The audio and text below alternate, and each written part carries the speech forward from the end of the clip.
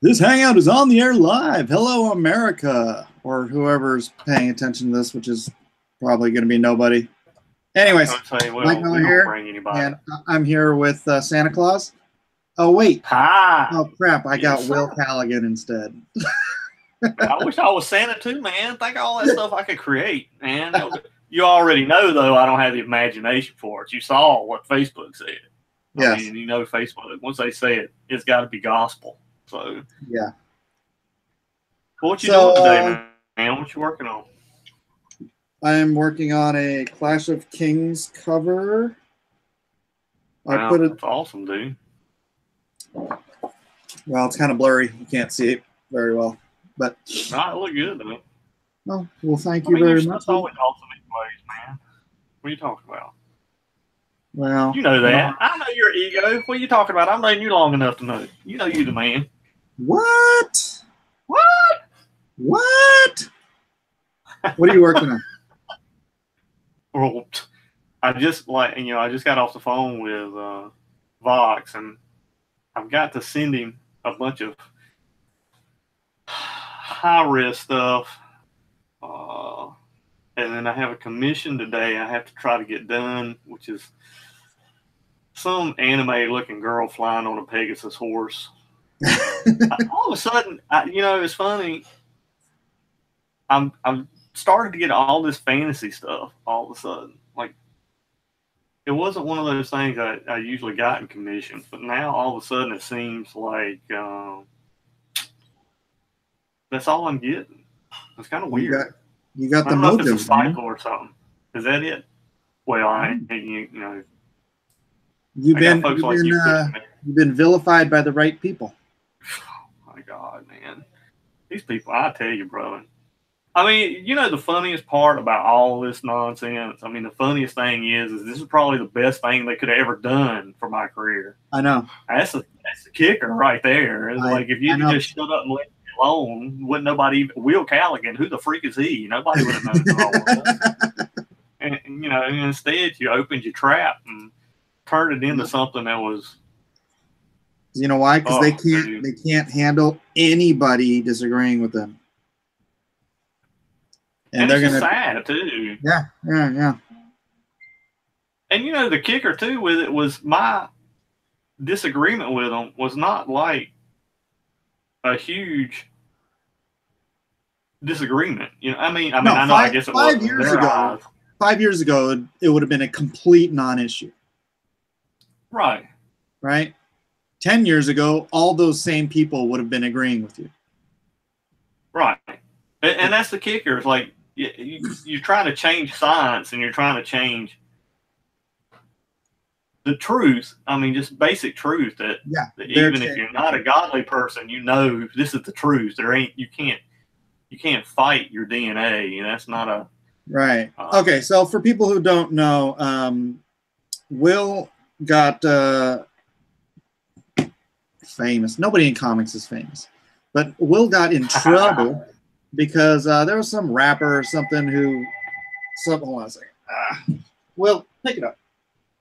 Well, basically, the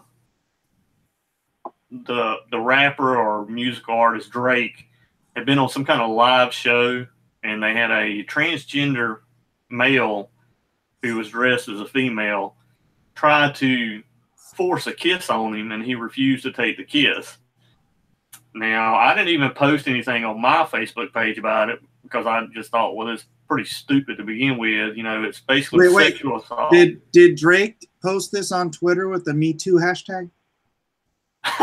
He should have, and that was the point too. That was the other point. I was like, dude, if Scarlett Johansson would have been on a live stage and some overweight, comic book boy fan tried to go up and tongue her, and she pushed him away, the villain would have been the overweight comic book guy. Right.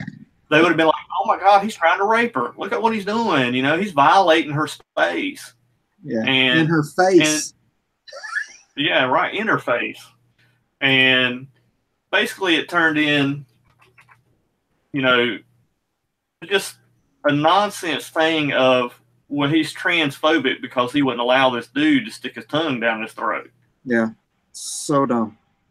And, you know, I didn't post anything up about it. This was actually on a friend's, and I don't even know if I really know this guy all that well, but he was actually on my side about it. He was kind of like, well, this is just stupid. You know, why you can't get on stage and just kiss somebody and think it's all right. Yeah. And I guess I responded to one of the wrong people. I don't know, because I don't really know all those people on the left that obviously go out of their way to hunt conservatives or libertarians or anything else down, and they just didn't like my remark. You know, my remark was basically you can't, because I responded to a statement that was you guys basically need to quit calling this guy a guy. He's a girl. And my response was, bull crap. You can't change your DNA. I don't care how hard you want, you can't change your DNA. And then their response went into, well, gender is a social construct. No. And of course, I responded to, and that's another false statement. Nature dictates. Well, me and you know it's God that dictates, you know, gender. It has nothing to do with society. And of course, they didn't like that either. And so the next thing I know, that can be dictated. It is a biological fact. Right, and that was the point.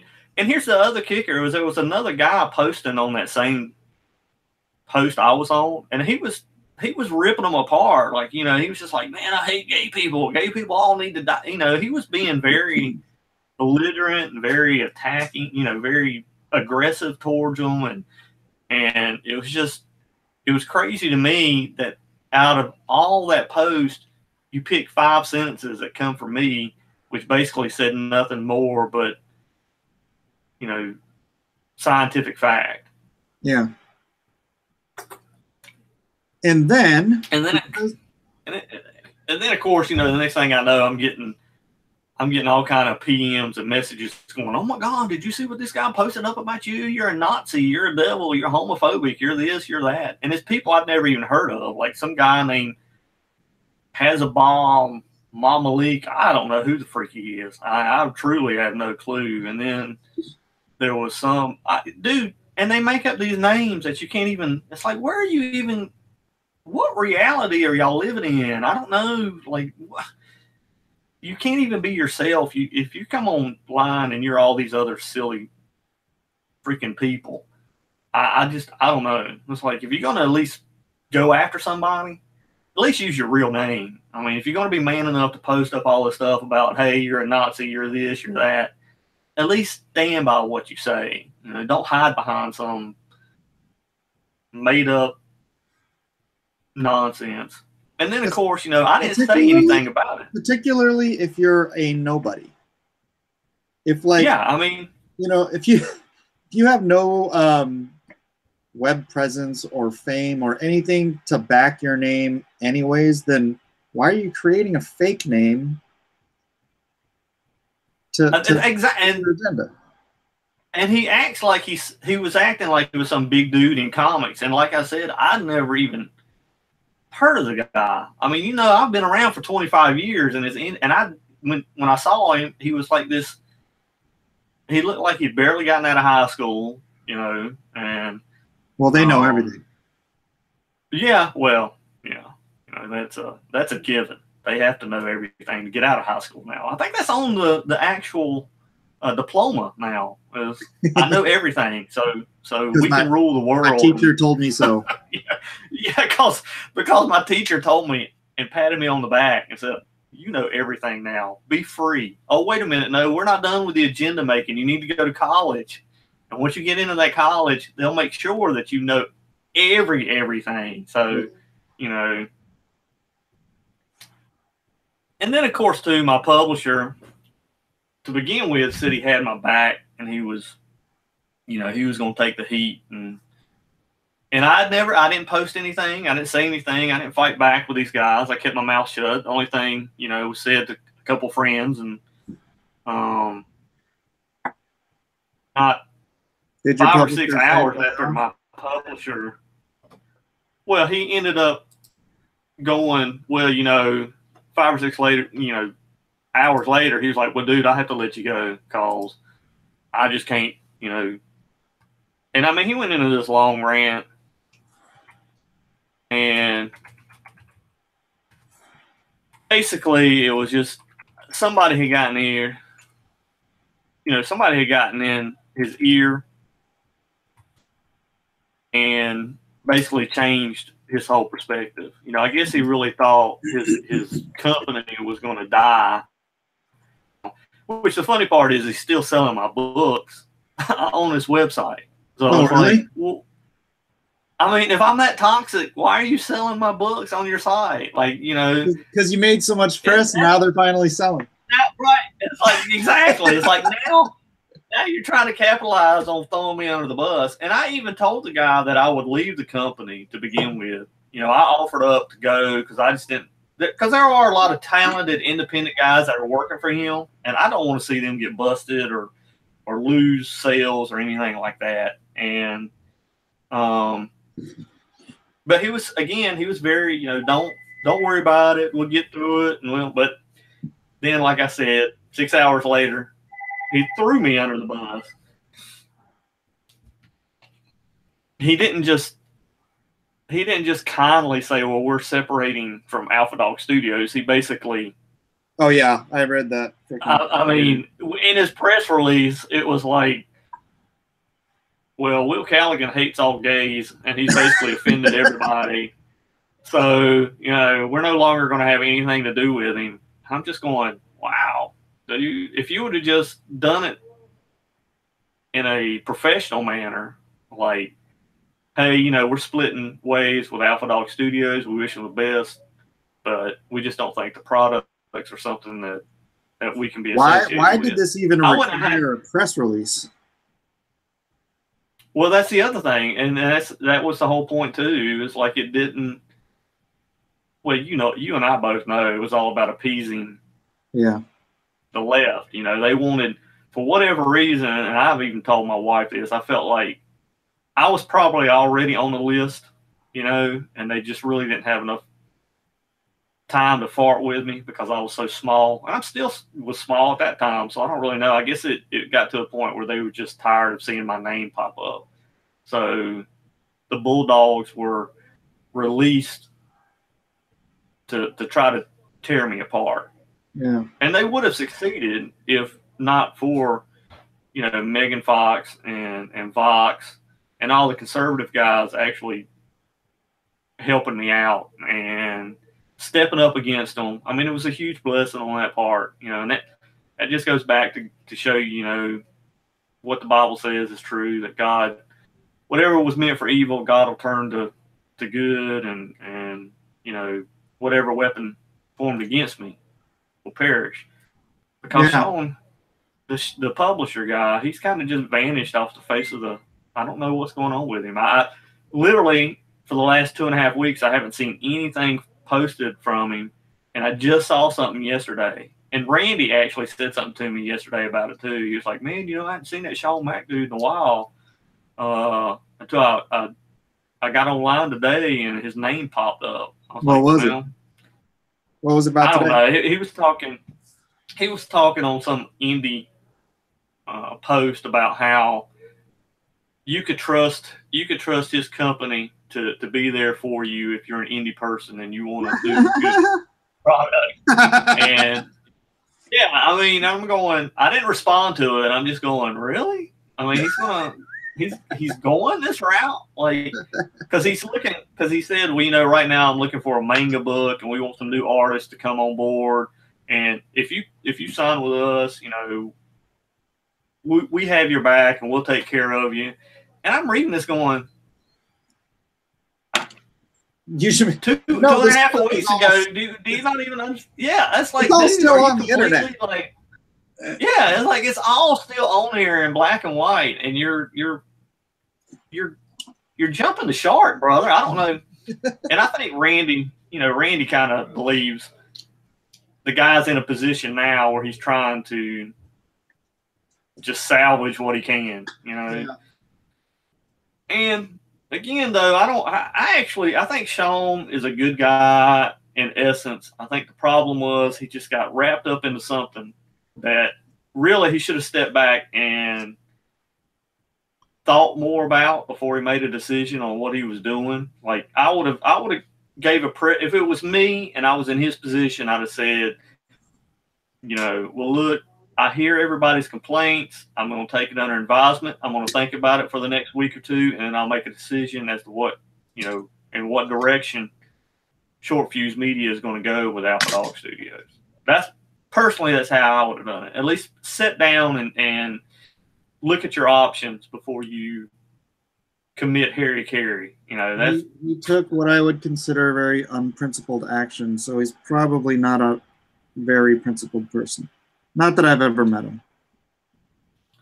Yeah, and like I said, I don't because there are a lot of talented people that work for Short Fuse, and I hate that they have gotten short fused or short. Yeah, basically. Yeah, they got short change, short fuse. What they change the name. They've kind of been the guys. They've kind of the guys that got the hard. The hard end of the deal because they don't really have any say so in it either. Well, what I'm saying about being unprincipled, there's plenty of people out there who you would just consider good, normal, average people, but they are not principled. They are because they never. We're such a soft country, that people aren't pushed to have their principles tested. You know what I mean? Well, and most people, this guy has principles tested, and he's like, "Oh, I don't have any." Yeah. I mean, and that's that is how you find out real quick what you're made of. Yeah, you find out if you can do what you're set out to do. And again, dude, I know it's hard in this industry when it comes to LGBT. I mean, you know that, man. It's like they are so for a 2% of the whole population. And I can't even imagine what the percentage is in comics. I mean, it can't be. I mean, you're talking probably 1%, if that. But yet they have so much power and control over this industry. I don't really know. I don't know how that happened. Like, I don't know where along the lines we've. They just own the media, man. It's all part of the whole leftist mindset of what's it? Identity. Well, they took it right out of the Nazi. If you want to talk about Nazi playbook, I mean, if you control the media, you pretty much control everything. Yeah, well, it's social Marxism. I don't think that's the right phrase, but it's identity politics. It's groupthink. It's 1984. Well, yeah, and two, people don't understand that there are consequences to every choice we make. Yeah. Now, it could be good consequences or it could be bad consequences, but there's still consequences that weigh on how we react to things and how we talk to people and how we, and I'll tell you right now, for me, 99.9% of the problem is people don't know God anymore. Like they just, that's a concept that has been so weeded out in America. I never thought, man, and I know you're probably the same way. If you'd have told me 15 years ago this is how things would be, I would call you a liar. I'd be like, man, you're crazy. I might even say you need to go see a psychiatrist. If 15 years ago, if you'd have told me this is how it was going to be, there's no way. Yeah, I mean, that's like what I was saying before. 15 years ago, the people who did this to you wouldn't have said any of this crap. They wouldn't have thought this way. It's the constant pushing on the social freaking fabric of this nation. I can't even get my words out. It's so frustrating. I know, and the sad thing is to me is I see all these people in pain. You know, it's like it, and I think this is part of the problem with a lot of the liberal situation is these people are really actually in an emotional and physical pain, and the reason they are is because they don't understand that God is what fills that hole that you're actually searching for. Okay, yeah. You're not going to find it. You're not going to find it in changing your gender. You're not going to find it, deciding, well, I love males instead of females. You're not going to find, and you're not even going to find it if you're a regular male and think, well, I'm going to sleep with every woman I can find.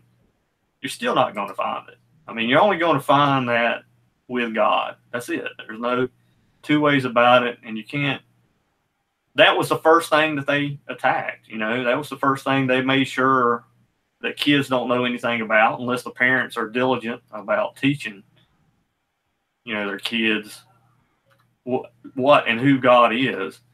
I mean, now there's so many people, and I love this guy to death, and he follows me, and he's a good friend, but I posted something up, I don't know, maybe a day or two ago about how good God was, and how, if you can't see the miracles that are happening in front of you about me and the things that are pertaining to me, then I don't really know what to say. Like, I mean, not 3 weeks ago I was a nobody, and now I'm working with Chuck Dixon. So if you can't see how things are working, I don't know what to say to you. Yeah, let's explore that. Let's talk about how what these clowns tried to do to you, God used to completely flip the script on them, diminish them, and lift you up.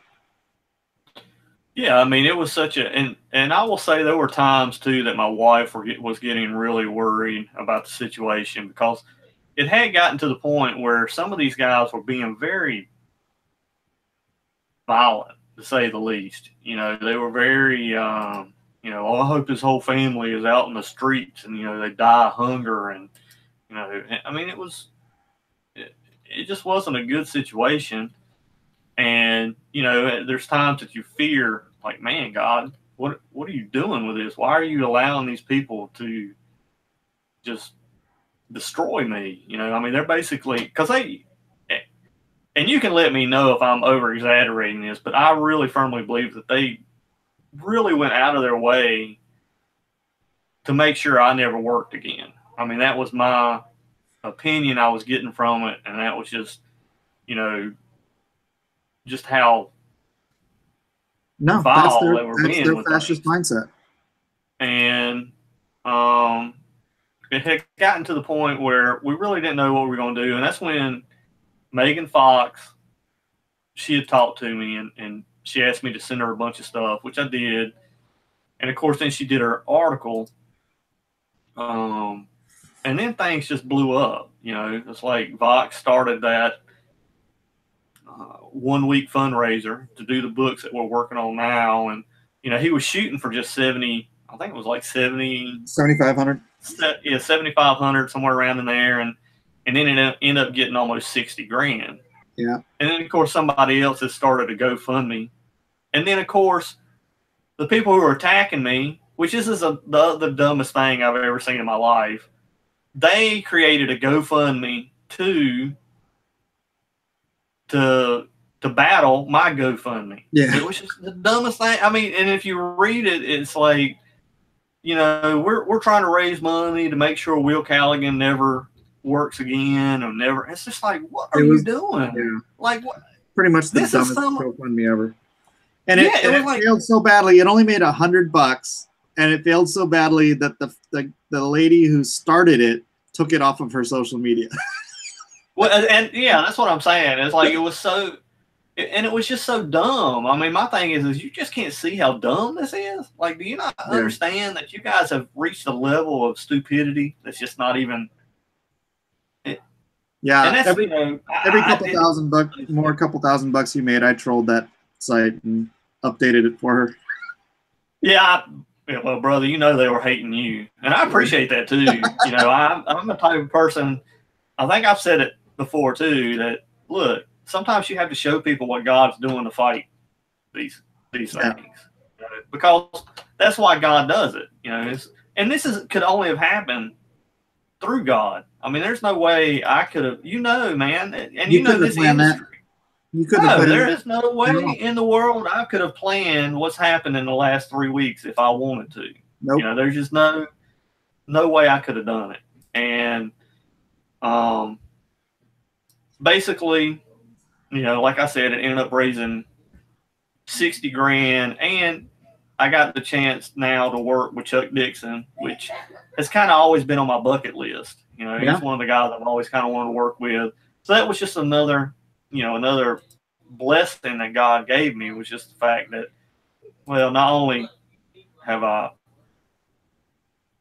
I'm getting the money to work for this book, but now, I'm working with the guy I really wanted to work with. Yeah. So, and then of course it didn't stop there. So that's the thing, people, you would think, well, getting $60,000 and working with Chuck Dixon is pretty much a win, which it is.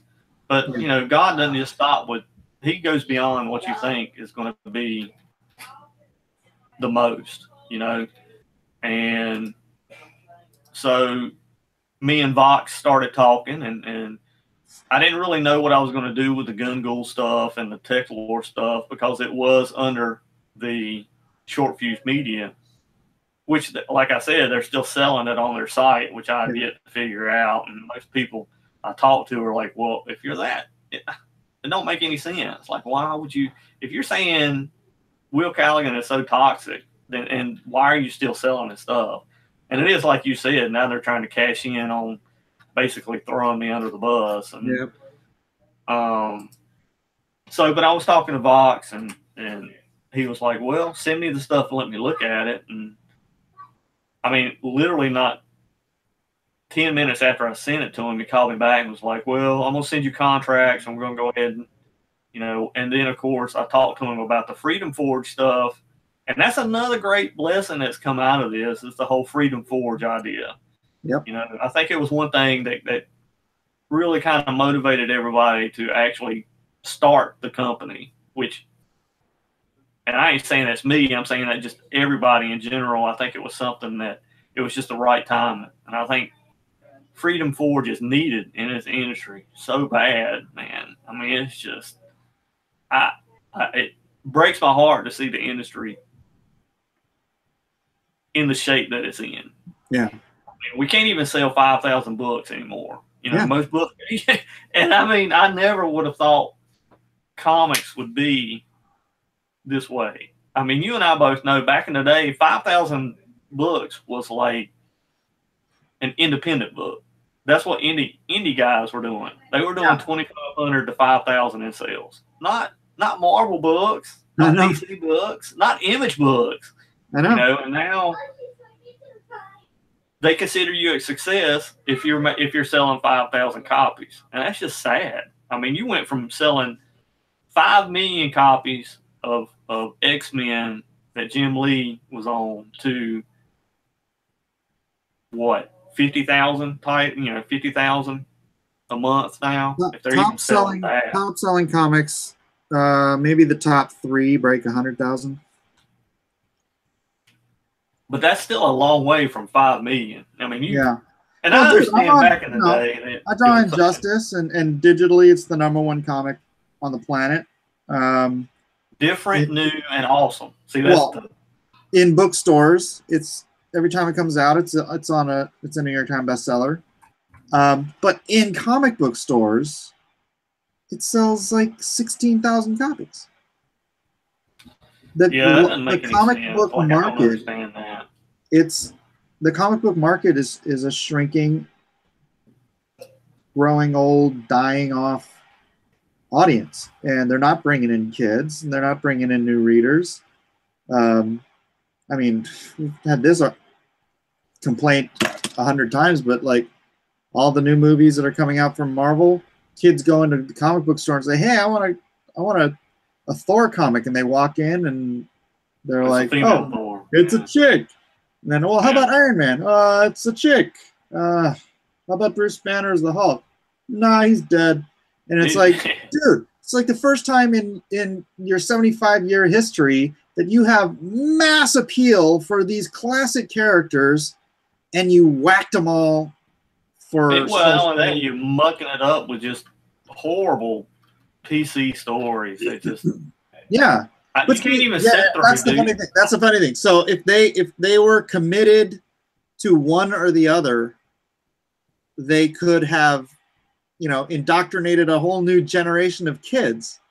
Because if you'd have had Tony Stark on Iron Man, and you're indoctrinating, your kids with your stupid liberal propaganda, you could have done it. But because you were so dead set on pushing every envelope at the same time, none of these kids go in and want to pick up a book with Riri Williams. Yeah, I mean, I think it was Chuck had posted up that Batgirl page on his Facebook. The one where all her friends are sitting at a bar. First off, that has it's like a laundromat. Which the funny thing is, we actually have one of those. Oh, really? In our town, it's like a bar where you can go and wash your clothes. So it's kind of funny to see that. But it's right beside the most liberal college in our area. I mean, that's literally where it's located.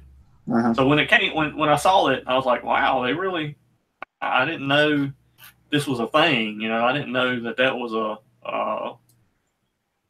a common thing where you went and washed your clothes while you got drunk. I mean, where was that when we were, in our party days? You know what I'm saying? Like, And on top of that, could you imagine adding detergent? I was not enough of an alcoholic to want to drink while I was doing my laundry. That's what I was going to say. Could you imagine, too, what your laundry would look like by the time you're done? You would be like, everything would be pink, or, to me, that was just all funny to begin with. And then, of course, they do the whole, well, I went to the doctor today, and, he called me a she, and I want to be a he. And it just hurt my feelings that he called me a she. And it's just like, and all the faces that the artist drew, it was really that whole dramatic, oh, we're so sorry. What are they doing to you? But what these writers don't understand is that is not a dramatic situation for most normal people. They want you to buy into that. Look how dramatic this is. Look how it's affecting people. But for most common people, they're just like, this is stupid. You're a freaking chick, all right? And if that's hurting your, that is not drama. That is not writing a dramatic page. That is writing agenda page. There's a difference. And I don't think these guys really understand. Well, dude, when I first got into comics, my whole idea was I loved Mark Waid.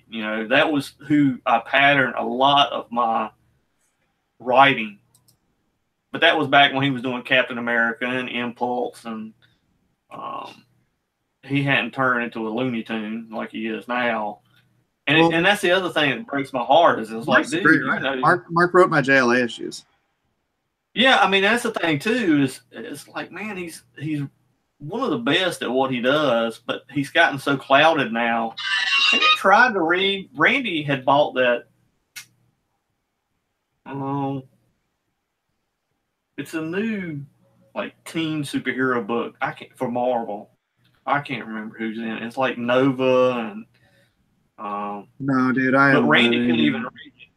Well, I mean, he couldn't even. He bought the first 8 issues. And because he liked Mark Waid and he loved, he's a big Ramos fan too, and Ramos was doing the book. And he couldn't even read the first. He said, "Dude, I couldn't get through the first 4 books, man. It's just so politically heavy and so agenda driven that I can't even finish the other 4 books I bought because it's like ripping my eyeballs out reading this stuff." And I don't think it's like I don't think they understand that's how most common people.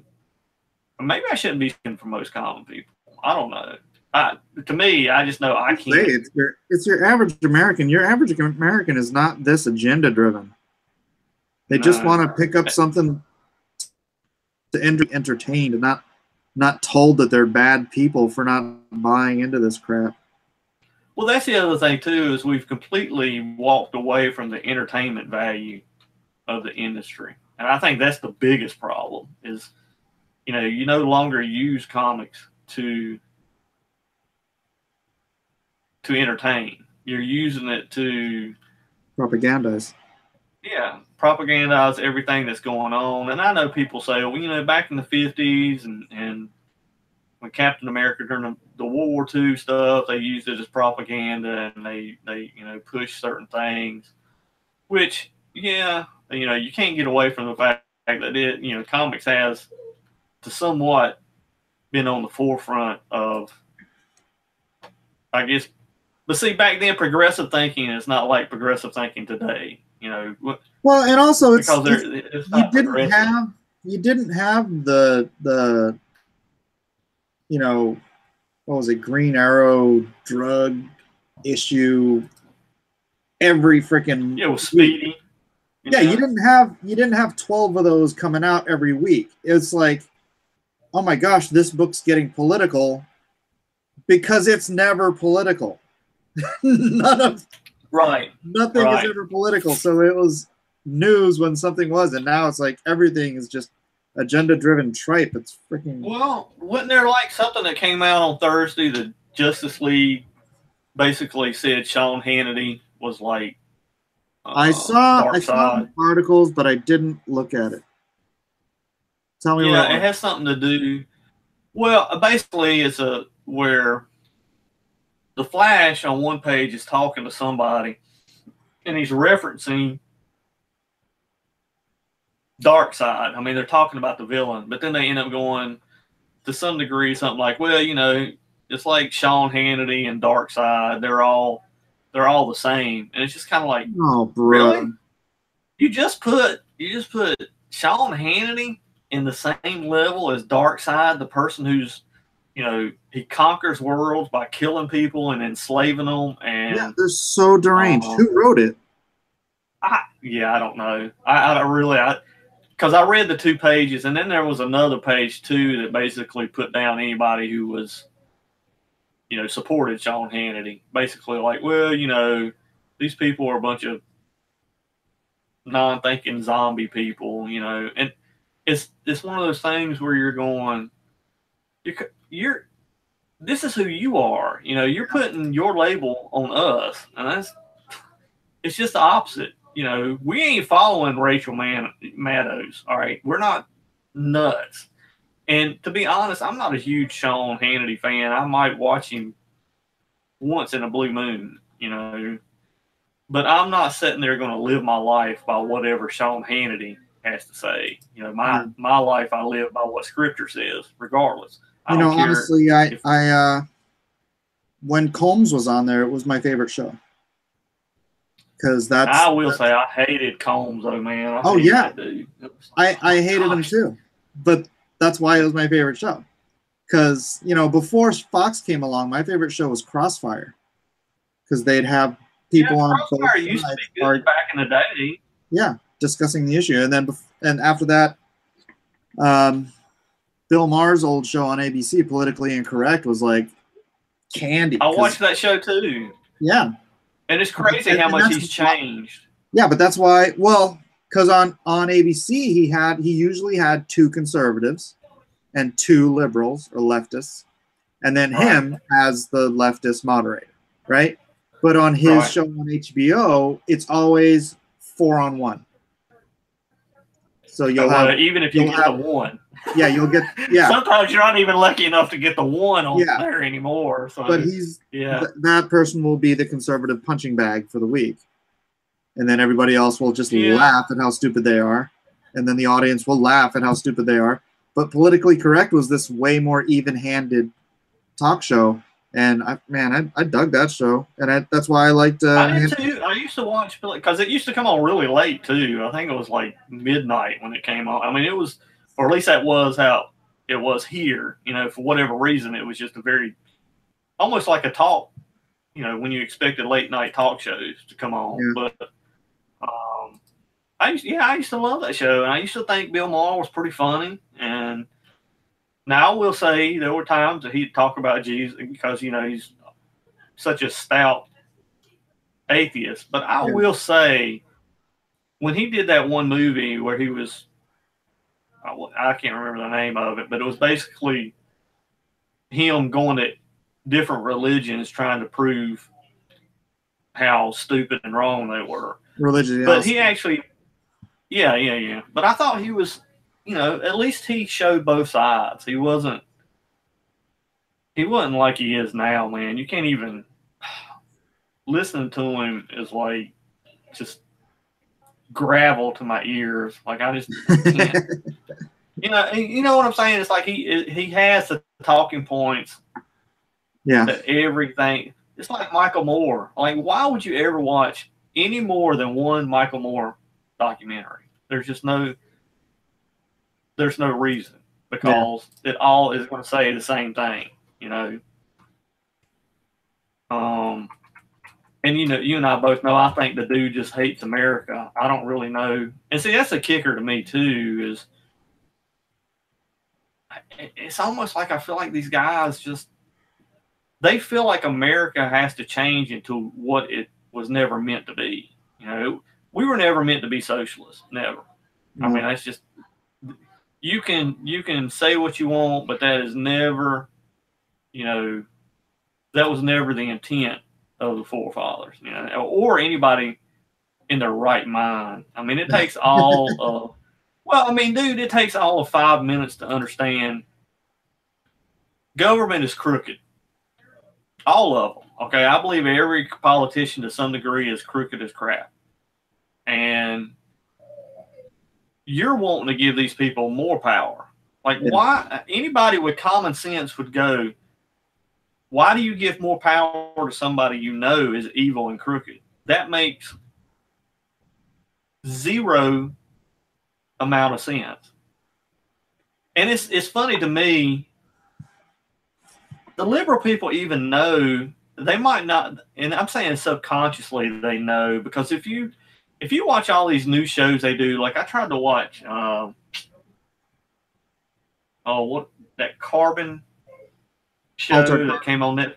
Yeah, I watched like the first 3 episodes of it, and if you notice, it's just all dark, and dirty. And even like in Blade Runner, and anytime you see something set in the future, they always produce it as dark and dirty, and odds are it's because the government is in control of something. And it's kind of like, well, you guys know the truth. You know that if we give the government this kind of power, this is how our lives are going to be in 100 years. So why would you push for this? There's just nobody happy. They all believe in a Star Trek future. Well, that's I mean, brother, that one's funny to me, because you and I both know, man, we're never going to be that close to each other. Like, it's just, see, I'm the type of person that believes God, when he separated us at Babel, there's never going to be peace until he comes back and makes a new earth and a new heaven. So this idea that we're going to somehow, with the United Nations, or accepting this or accepting that, we're gonna just magically start farting rainbows out of our rear end, and everybody's going to be kosher with one another. That's just never going to happen. Yeah. Like I said, not until God comes back and there's a new heaven and and I know some people will think I'm crazy. Man, you still live in a fairy. Like I said, I get that a lot too. Well, I don't believe in magic, but I'm glad all these things are happening for you. Yeah, let's get theological for a minute here. What do you think the millennium is going to be like?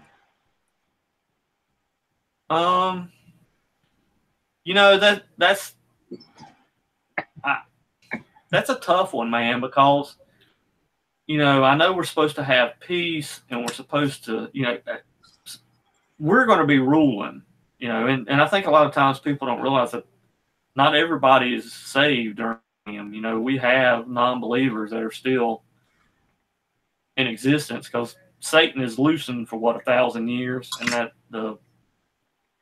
is the correct theology, right? He's basically going to be freed for 1,000 years, which I'll say I don't really understand. He's bound for 1,000 years. Yeah, but then well, maybe it's released for a season. Okay. He's loosed at the end of the millennium. Yeah. And I've always been kind of curious to that as to why God would loosen him for it. And you can tell me if you understand that more than I do, because I really don't.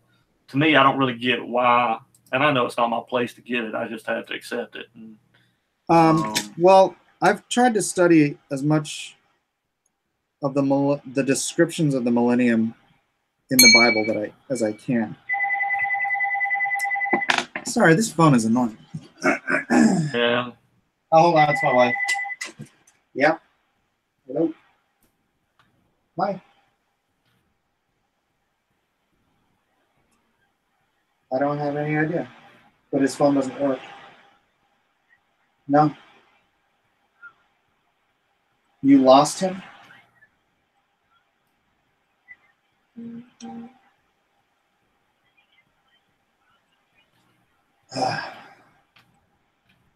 Okay, I can't help you. You have to find him.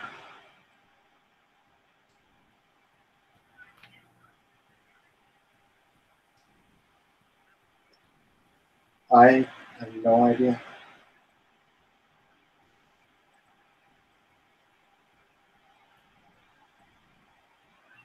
Yeah. Okay, I gotta go. I'm online. Yeah. Okay. Not yet. All right. Bye. Man, is everything all right? My son's phone's not working, and they're at Legoland, and so my wife can't find him.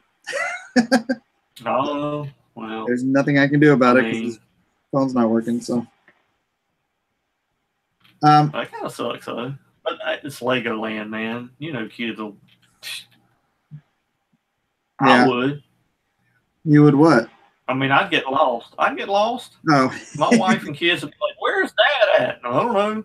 Yeah. I think he's out there playing in on the dinosaurs that was built. And,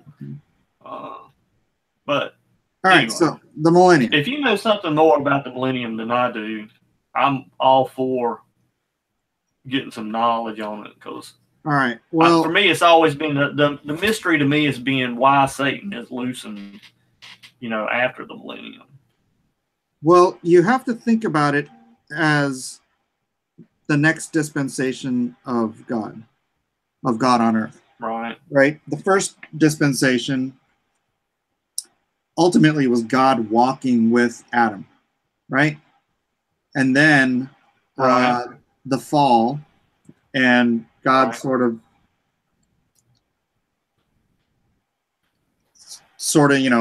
held him at arm's length, basically. Right. But he was there. He was, answering prayer and whatever. But then mankind fell into absolute degradation, and God's like, okay, let's try this again. Then the next dispensation was God.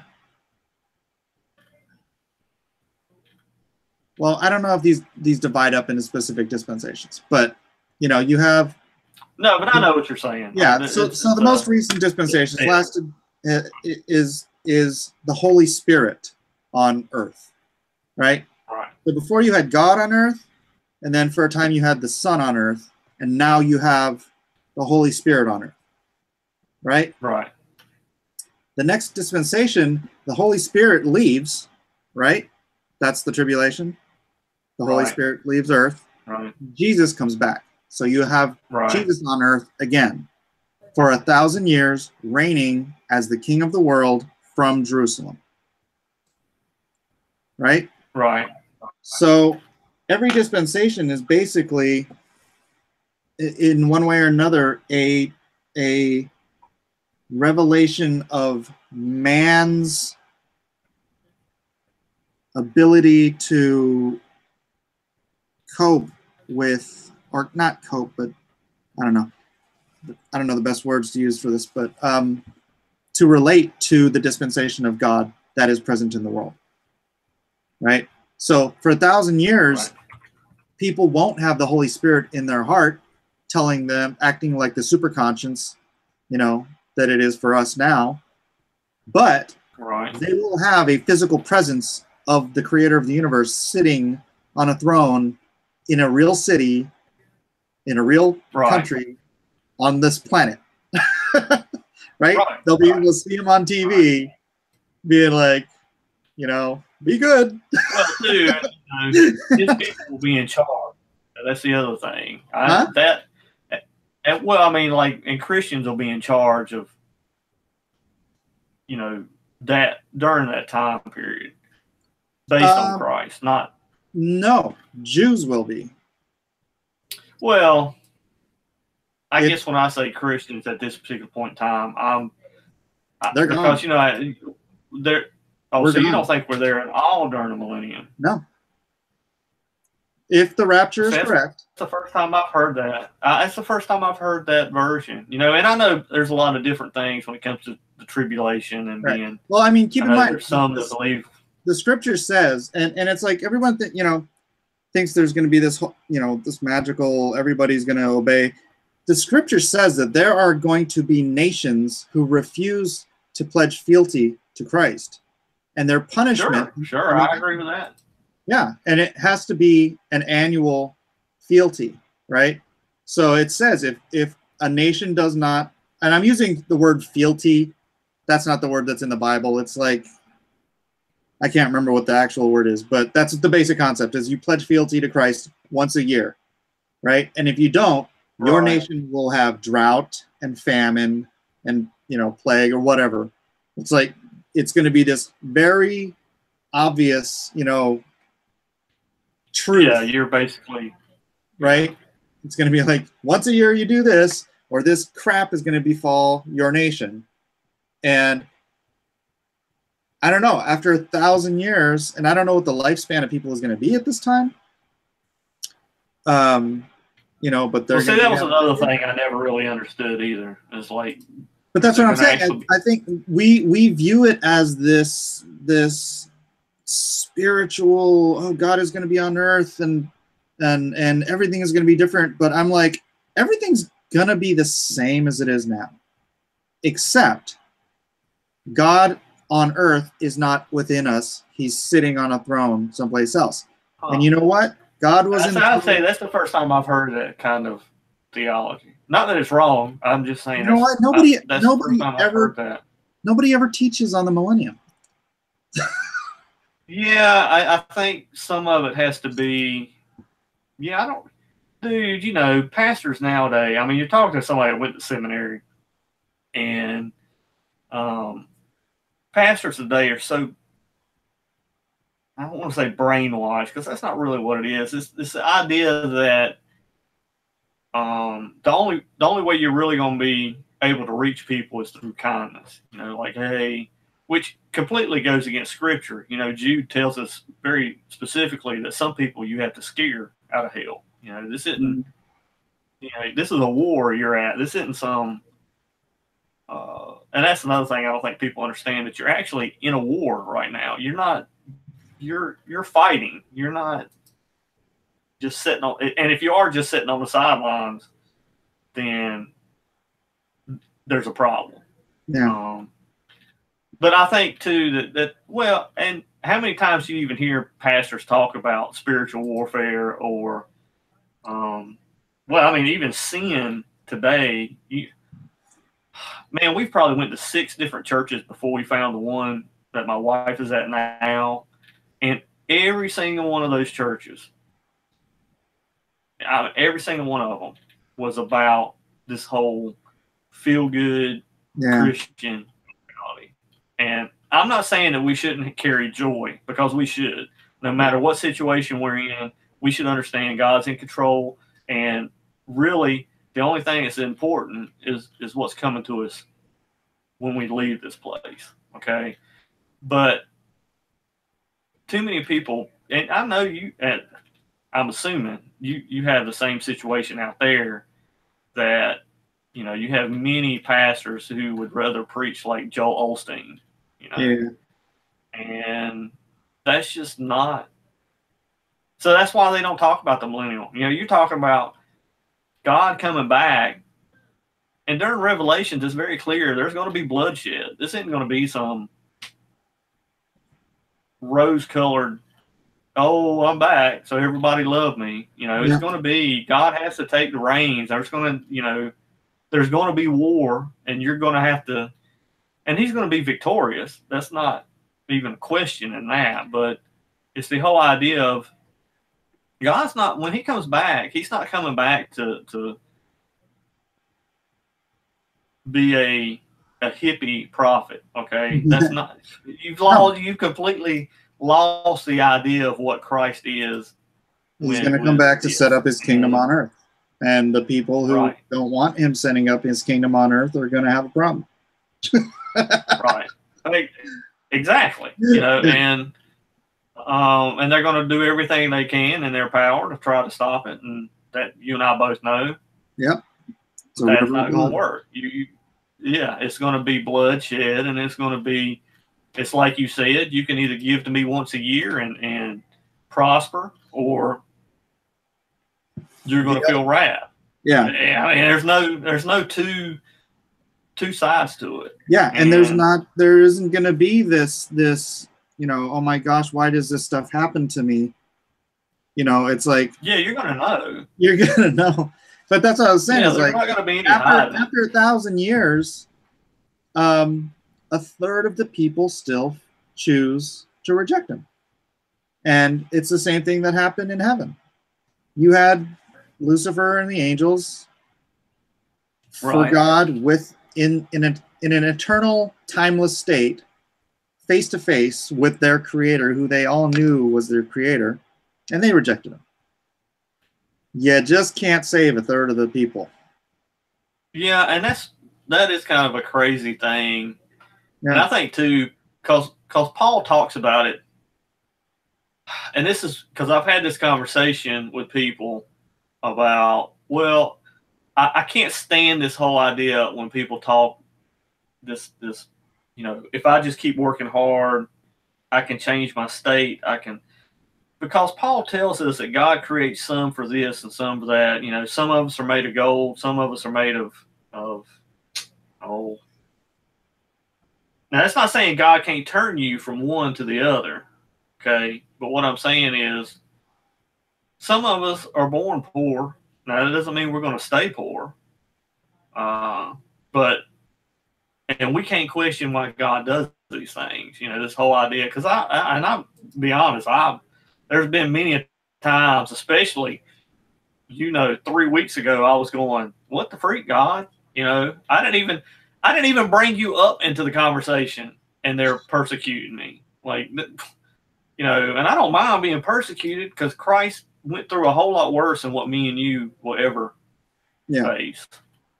And so, you know, all that little stuff, which is, look, just nonsense to begin with, but it's still, you know, as a human being, I don't think any of us love to be hated. You know, we seek to find, or at least I at least seek to try to find some peace where I can find it. But Jesus tells us too, you know, you're going to be hated worse than I am. So if people aren't hating on you to some degree, you need to kind of look at your walk with Christ. So something's not right. Something somewhere you're not doing, because if God says it's going to happen, then it's going to happen. Yeah. Okay. And I think it's like you said, you can't please 1/3 of it. Don't matter what you do. And that goes back to what happened to me. It doesn't matter what you do. You are not going to please these people. Like, you're never, if God cannot please them himself, what makes you think whatever action you're going to do is going to please them? It's just, it's backwards thinking. You know, you just can't. And I will say, like I said, I don't know as much on the millennium, but like I said, even in seminary, they didn't even really, they never really touched on the millennial that much. Like I did do a Bible study in Revelations. And I've always gotten the point where, people will tell me, Revelation is hard for me to read because I don't really understand all that's going on. And there's, especially when he talks about the 7 churches it's like, well, I don't think it's as difficult as most people make it out. Okay. It's in code. Right. And it's like, it doesn't, it won't. All the symbolism and stuff is explained by the Old Testament. It was right. I was getting ready to say, it would take you all of 5 seconds to go back to Daniel, go back to, the original covenant and see what God is explaining as to what's going to happen, and I think the churches, well, I'll tell you this, and this is one of my biggest things with churches. I don't think that they teach people how to study the word anymore. Yeah. I'm not saying teach them what you believe the word says. I'm saying teach them to let the Holy Spirit teach them what the word says. And I think we've lost that ability of discipleship, or at least I see it in most Christians. And I know, most Christians, to me, they're kind of lost on the situation of understanding even where their place is in the earth now. Like, well, am I supposed to be a peacemaker and never, post or say anything that's going to cause an outrage? And I kind of go back to, it doesn't matter what you do, sooner or later they're going to come after you. I mean, sooner or later, like I said, I hate bringing me up, but I'm a nobody, and they tried to rip me a new one. Yeah. I mean, if they're going to come after me and I'm a nobody, what do you think is going to happen 10, 15 years from now if the church doesn't really, I don't know, start taking control a little bit more or being a little bit more aggressive? I don't really know, because I don't really know how you can fix it. I don't know what. You can't fix it. All you can do is move the needle one way or the other. Yeah, I agree with that too. I think too, with a lot of the problems, I think the needle's moving, man. We got wind behind our back. Oh, I agree. And I think too, God's kind of sick of seeing just how ungodly we've become. It's like, we were talking about that. I was talking to you about that. Was it Altered Carbon? Watching it, and dude, the show, I love the story, and I thought it had a really high production level. But my problem was, I didn't need to see James Purefoy butt naked. Like I never in my lifetime did I need to see his wiener, and I sure didn't need to see. You know what I'm saying? And I sure didn't need to see the main guy's butt. I know 1,000 times just in the first 3 episodes, and that's not even counting how much sex the dude was having. And it's just kind of one of those things where I'm going, but this isn't really relative to the story. It's like you could have told all of this without me seeing Purefoy's wiener. There's just no, and I don't really, to me, and I don't want you to think I'm bashing, because like I said, I think the show in general, man, it has such a high production value, and the acting was so good, and the story was good. For me, is the show like that, I probably wouldn't have even noticed, because I'm usually doing what I'm doing here and just looking down at the paper and listening to shows. Right. Well, the only time I actually watch TV is at night. I try to go to bed when my wife goes to bed, so we at least have that personal time. And I usually don't go to sleep anyways till about 4, 5 o'clock in the morning. So I either watch TV or I have a drawing board that I can set up in the bed so I can work while I'm doing it, you know, while I'm in the bed. So that's why I've been watching a lot more TV than I used to, which is a bad thing. I'm going to tell you, watching TV is not. Because it'll piss you off too. You just kind of go, man, who are they making these shows for? Like, what? How many times do I need to see a gay dude making out with another dude? I mean, and do I really need those images inside my head? Like, is that really something? I don't know. I don't know. What exactly are you watching? Dude, you watch Flash. Watch Flash, Arrow. Nope. You can't even watch it, DC Legends, because my wife. No, I watched the big first episode of that, and it was so badly written, I couldn't get past it. Yeah, it's not written well, but they push in that show. They really push the gay agenda. Oh, like, do they? Yeah, I hear they're doing that on Marvel too. The White Canary, and I think that's her name. I don't know, but she's lesbian. Well, she's bi. Yeah, she'll do whatever she wants. You know, anybody she wants to have sex with. I mean, they even have an episode where they go back in time, like in the 1920s or something like that, and she's a nurse or something. And she finds another nurse that's a lesbian. Now, this is the 1920s now, okay? And not 5 minutes into them meeting each other, they're right in the bed with each other. And it's just kind of like, what? Are you kidding me? I mean, you really want... And I used to love this show on Netflix called Godless. You know, I watched like the first...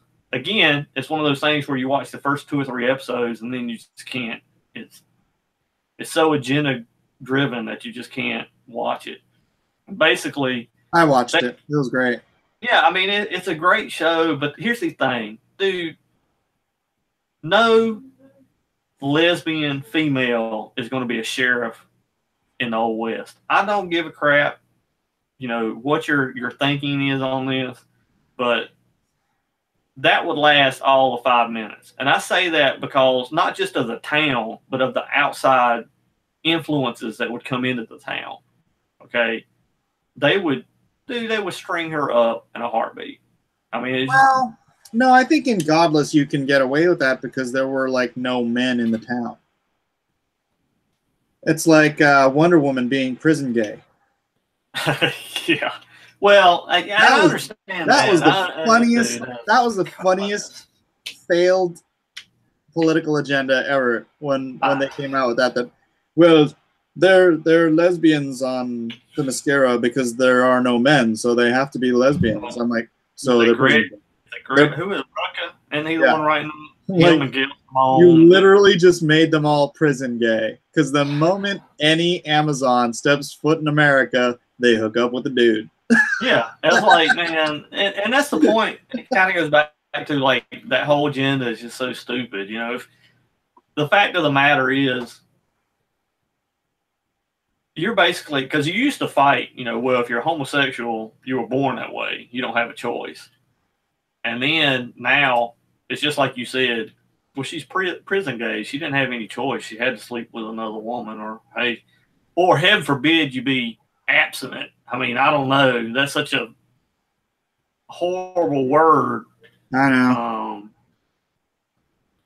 And see, that goes back to what's being taught now. It's just, you know, these people, man, you remember back in the day when you went out on a date, you were not expecting sex back in the day. I'm not saying you didn't want it. You know, I'm not saying that. I mean, we're men and we were, you know, commanded by God to go out and procreate. Okay. So we have that desire that, you know, hey, we want sex, you know, but, you know, back in the day, that was not, you didn't just, you got to know a person before you jumped in the sack with them. And I don't know, man, the way things are just set up now, I'm lost. I'm not I hear you. I mean, but you know what I'm saying. It's like things have changed so much just in the last 20 years that I just, I never one would have ever thought it would have gotten this way and such agenda driven and so. And that's what it is. It is the media driving that mentality into the kids that it's a statistical fact. If you let your kids watch R-rated movies, they are 7 times more likely to lose their virginity before they leave high school. Right. 7 times, because they get that mentality. And I had that mentality because my parents didn't care what I watched practically, especially after the divorce. And wait, let me tell you something. My mom took me to go see the rated R. What was it? Is it Camelot? Is that the name of it? Excalibur. Excalibur. That's it. And put me right on the front row. And I probably wasn't 10 years old, maybe. Oh. And I just never knew people could have sex while wearing armor. I was like, wow, that's pretty. I gotta try that. Yeah, it's like, wow, that was a whole new eye-opening experience. Of course, I can guarantee you, my mom had no idea. Yeah. The kind of sex that was going to pop up on that particular movie, because she knows I was always into King Arthur and Robin Hood and the Three Musketeers and Zorro, and those were that's my kryptonite. I don't care how many of those movies you make, I'm always going to go see them, even if they're just crap. I went to the movies to see that one. It's called The Musketeer. It was made. The guy that did the sword fighting scenes were the same guy that did all the Matrix fight scenes. Oh, yeah. I mean, dude, that movie was awesome. I mean, it was cool. But it was like a really low budget kind of French movie, I guess. I guess it was made in French. But dude, it was awesome. And see, I get suckered into movies like that. I went and saw that horrible Three Musketeers movie with Mila Jovovich. And it had Orlando Bloom, and Gerard Depardieu was it? Gerard Depardieu was in it. Yeah, I like that. Well, yeah, the movie. Although I had to look at Gerard Depardieu's butt. Oh no, that's the Man with the Iron Mask. I watched that one too. Yeah, and I couldn't understand that either. I was like, dude, he's kind of big to be seeing his rear end like that. Like that's not cool. He's supposed to be an old drunk, so. Which he was. He played that part. Well, and I like him as him and what's his name, Jean Reno or whatever, the guy that was the professional. He does some great movies too. He's one of my favorite, I guess, French actors. But I grew up on all the Shaw Brothers movies. I was a Venom Mob fan from day one, way back in the day. And anytime I hear people go, man, there was never any superhero movies back when I was a kid, I'm going, man, did you not watch Kung Fu movies? I mean, all them guys were like superheroes. They jumped all over the place. They, could take a beating and still get up and beat the bad guy. Granted, they always died in the end. It was always that righteous sacrifice to save everybody. But I kind of miss those. Those were just good days, man. I miss my childhood and how things used. And I know probably most people are that way. Even your parents and stuff will kind of look back and go, man, what's wrong with y'all's generation? But I think us looking at this generation coming up. I mean, dude, they're eating Tide Pods. It's the Tide Pod generation. Yeah, it's like when the sad part is you realize when me and you are like in our 60s and 70s, these are the people that's going to be taking care of us. I mean, I pray God comes back before any of that because I just don't know. No. Oh man, you know I why? just don't know. Because forget the millennials. That's like a lost generation. The generation younger than the millennials is coming up more conservative than like any generation in decades. I hope you're right. I mean, I pray that's a truth because man, you do realize that if that generation is taking care of us, we're in trouble. Like we're going to be. You know what? By the end of 8 years of a Trump administration and a booming economy, we're going to have a nice long generation of people who understand what conservatism is. It's the funniest thing because I was talking to somebody today and they're like, "Oh, I hate Trump because I'm a conservative." I'm like, dude, Trump is literally the most conservative president we've had in a century, policy-wise. Well, to me, I like Trump. I like everything he's doing for America. I don't really understand all the hate other than the fact they're just trying to make him look, but to me, it's a straw man argument because you're supporting people like Hillary. And I mean, that woman, dude, I really believe she's got the devil in her. Like she's got some, I've never seen a person who has gotten away with as much crap as the Clintons have gotten away with. Yeah, that's pretty astonishing. And I'm not even saying it's Bill because I think Bill's kind of on the slow when he's just one of those kind of laid back guys that are like, yeah, man, give me another joint. I'll be good to go. I don't care, And Hillary is really the power and the brains behind that whole court shit. That's my ringtone. Oh, that's awesome. Yeah, I like to say that Bill Clinton's my favorite kind of Democrat, the kind that does whatever the Republicans tell him to. Yeah, I mean, if you know, I mean, he's just so spineless and so, Yeah, I mean, Newt Gingrich was practically running the country. Yeah, it was like, hey, as long as I'm getting a paycheck and I can go out and have sex with whoever I want, I don't care what happens, Because again, I think it goes back more to, Hillary really wanted the power, and that's what. And once she became first lady, she realized, well, crap, I really don't have as much power as I thought I was going to have.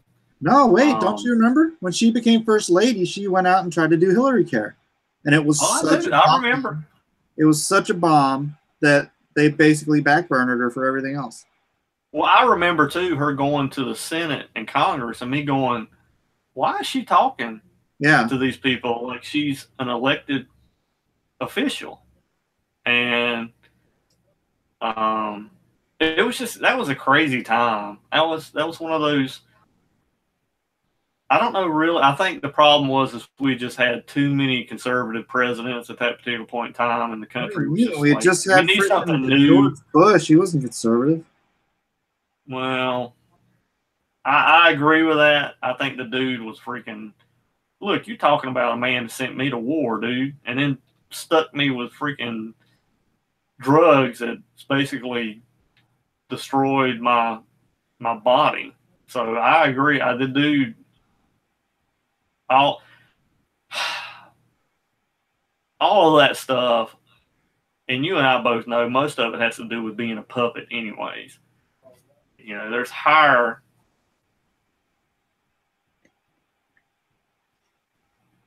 things in charge. Let me see. Because I don't want to sound like a conspiracy theorist, because that's really not. That's not where I'm going with that. Because no matter what these people plan or whatever, God's still in control. I mean, you can,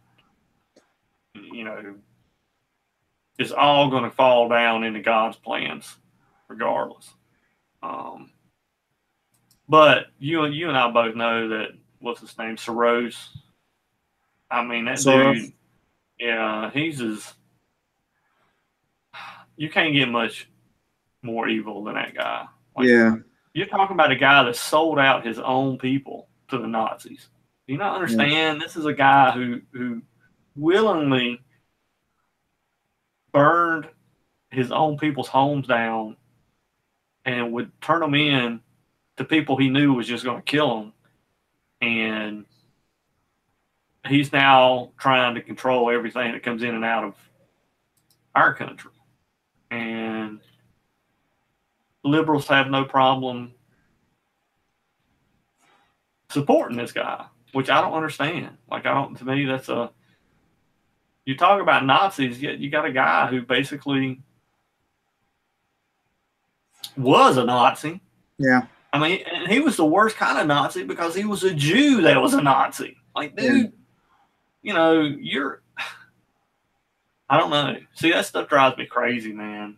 It's one of those things where, man, did Dave Shirley not like your the Who Wants to Classify Playing Video Games as a Mental Disorder? I don't know. I didn't look at it. Oh, he just said, wow. I don't know if he's saying that as in, I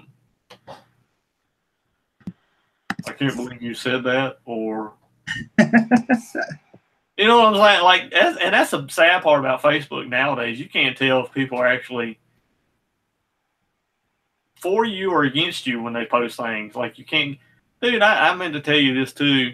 You remember that piece I posted up about, I don't know, 2.5 weeks ago? It was like a skeleton soldier that Ander had.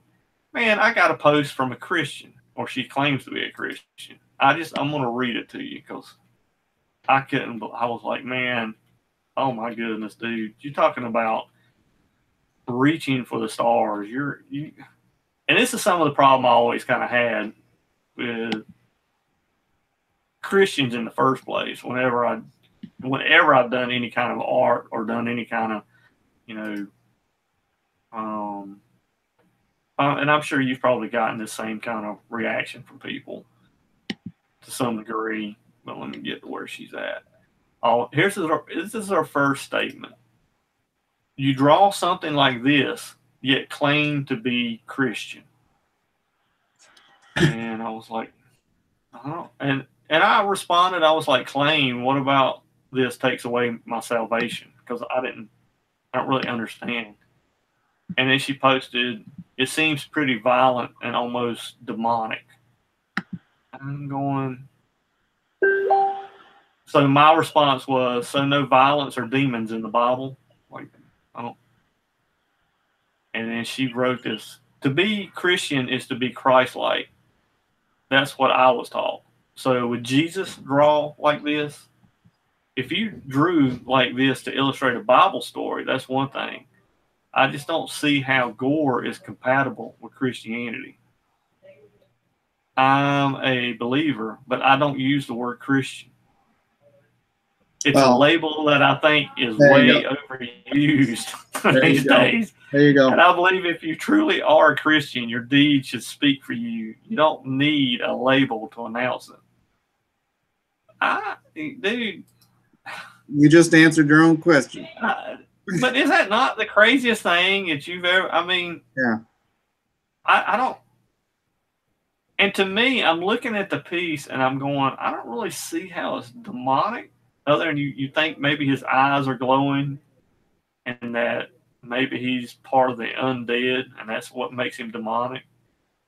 But that goes back to what we were talking earlier about where people think Jesus is a hippie, that, you know, the only way you can represent him is peace, love, and smoke a joint, you know, and that's. Well, he wouldn't do that. No, I mean, that's completely like, I don't know. It's crazy to me. People are crazy, man. You know that. I mean, that's the sad part. Is like, man, we've reached a level now where most people are just nuts. I include myself. I can get nuts sometimes too. Like, I'll get on some subject and then God will smack me in the back of the head and like, well, I'll let you talk like that for 3 days and now look how stupid you look. And then of course I'm like, crap, man, I look stupid saying all that stuff. Like, what in the world? You know? And then you have to learn from it, because that's what the whole point of anything negative you do or go through. You just have to learn. You should be. Comicscape blacklist. What the freak is up with that? What? There's some kind of, you're tagged in it. I don't want to say what, where it's from, but you say blacklist, my ears perk up. Yeah, dude. And see, here's the thing that's funny, and this is something that me and you can contest to. You realize, I know you were blacklisted at DC, and literally, this was probably back in 2007, 2008. That was kind of when I was hitting my stride, and I was doing a lot of, I did some image work. I did some, Marvel Upper Deck, and I was doing covers and and I don't even remember how this actually went about, but I was on some forum. I want to say either you remember Lead Heavy? Yeah. I was on that forum, and there must have been somebody who was a You mean Pencil Jack?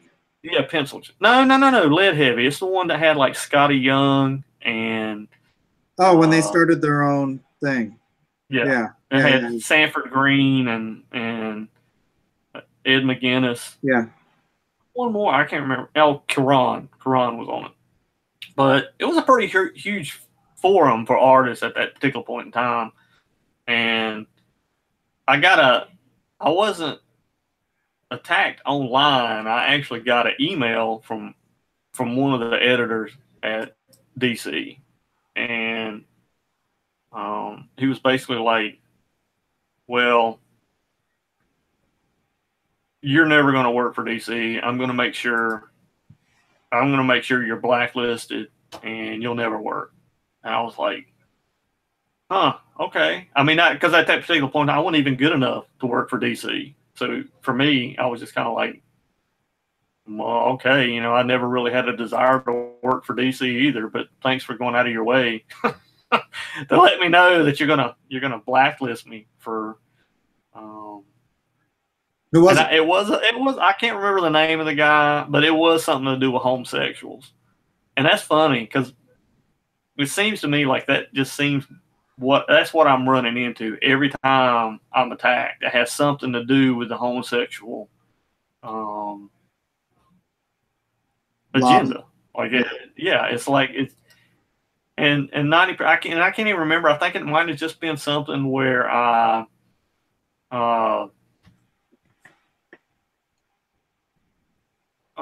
basically it was about, me saying, well, if you're a homosexual, then you're not living, you're not a Christian. All right. I'm sorry. But if you're living that lifestyle and you're not convicted of what you're doing,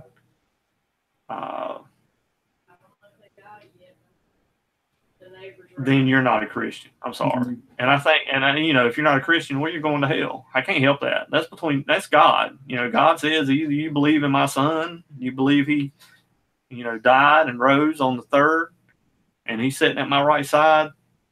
If you don't believe in him, then, you're going to hell. I can't do anything about it. And, basically, it's one of those things where this was before the agenda was really, well, I shouldn't say that because like I said, this was not too far away from when you got blacklisted.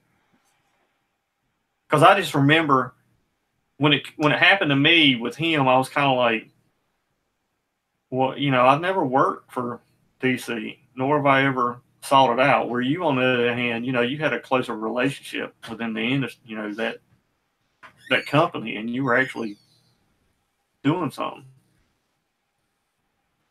Yeah, it's called JLA. Yeah, and I don't know. I just think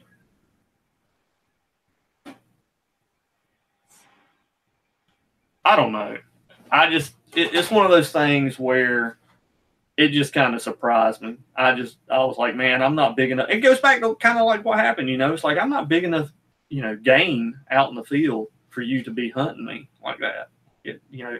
That's like going out to Africa to hunt for elephants and you shoot a squirrel, you know, and you bring a squirrel back. It's like, hey, look at the trophy I got, you know. Oh shoot, my kid's home. All right. Here, bye. Are you all right?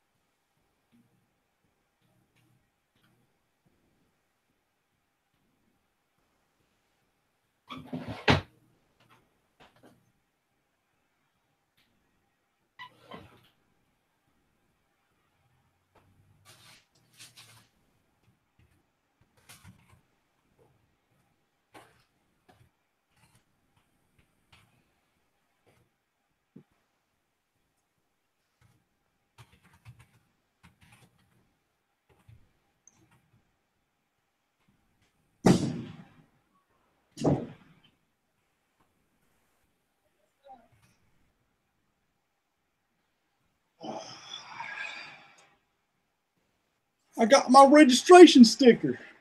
Oh, for your car? Yeah. And how much you have to pay for that out there? Well, it's a 92 Integra, so the registration didn't cost much, but man, I didn't pass smog. Had to get a new catalytic converter. Had to smog my freaking car twice. Cost almost $500. So, fun. You come here. You come here. No.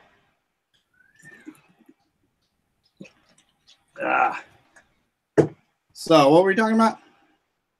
Well, we were talking about blacklisting. No. You know, but you know, all that stuff. So it's just kind of, you know James is really going off on Vox, man. I don't know what the issue is with him with this. What is he saying? Well, I mean, they keep talking about this 50-50 deal, and he keeps making it out like, man, it's just a horrible thing. You know, that's the worst thing you could ever do. And I'm going, have you not dealt with the independent company? You know, yeah, it's pretty standard. Yeah, that's a standard product. That's not a, you know, you're not going to go anywhere else and get anything better than 50-50. That's just the way it is. Well, the image deal, but. Well, you ain't making no money at Image. You know, they take, what is it, what's that $5,000 deal? Or I don't know. They might not do that anymore. I don't know. It's been so long since I've actually. It was $2,500 when I was there. Yeah, I mean, I know that at one point in time they shot it up to like 5,000. Wow, really? Yeah, it was pretty high. But again, I think they looked at it as, I guess it had to do with their print costs and where they were going, and something to do with, because there was a time, remember they had some issues with their printer? I don't know if that ever got resolved. I mean, and this stuff is so long ago, man. I want to say this was back in like 2008 or 2009, because that was when I was really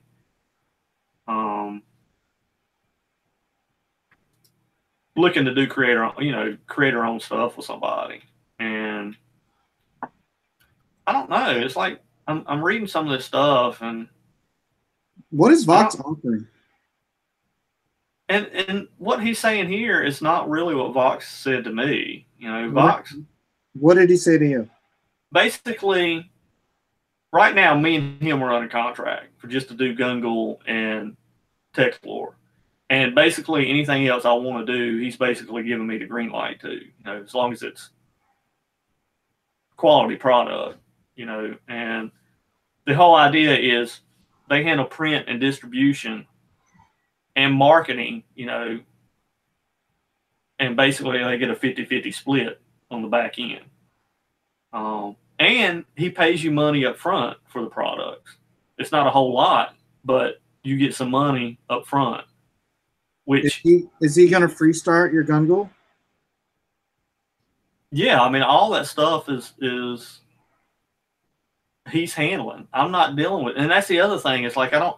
And what Vox told me is like, well, you know, whatever comes to us is going to fall under our label. And I was like, well, yeah, I understand that.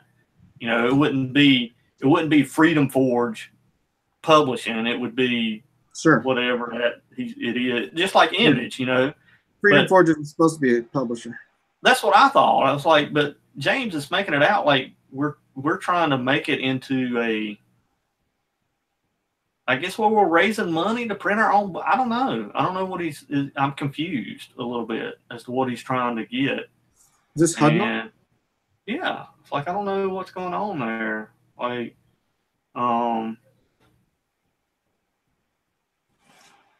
he says something about he's considering having more control over his rights and distributing is something that we will be working on for our company as we grow. I don't know. Dude, I'm going to tell you right now, I have no desires to deal with pre-press, print, or distribution. I'm telling you, because when he's talking right here, it's like, dude, you really don't know what you're getting into. I've dealt with this for 25, and you have too. You know what I'm talking about. Do you want to deal with any of those things? It's so time consuming. I mean, it's like, dude, I don't want to deal with it personally. No, that's what I'm saying. It's like, this is not something that I have any desire. And understand, if Vox is telling me he's going to handle all that, then that's well worth the 50% to me. I just, you know, great, take it, do it, you know. And not to mention, you're getting his connections and you're getting his people who support him. He's already got that market in place. So, and you know he wants to make money. He ain't going to do something and not make money on it. And if you can't see the fact that... What exactly is his claim to fame anyways? I have no idea. Truthfully, I don't know where he come from. I don't know. But everything he has told me,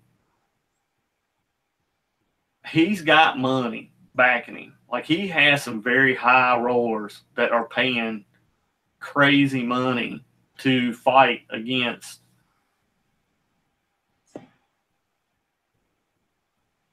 the left. Yeah. Now, how it came about, I don't know.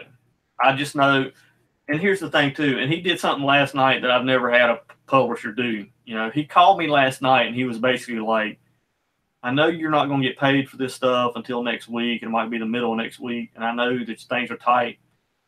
Do you need some money? And I'll just send you some. I'll give you some money.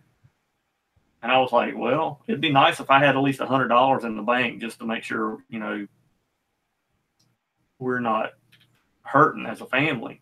And instead of sending me $100, he sent me $150.